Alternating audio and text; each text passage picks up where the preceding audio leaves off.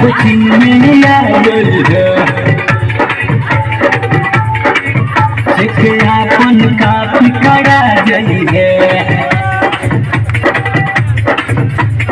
हमारा कुछ नहीं आ जाइए अपन काफी कड़ा जाइए केहू के सामने ना आइए पढ़े अकेले आ जाइए जहाँ जाइबे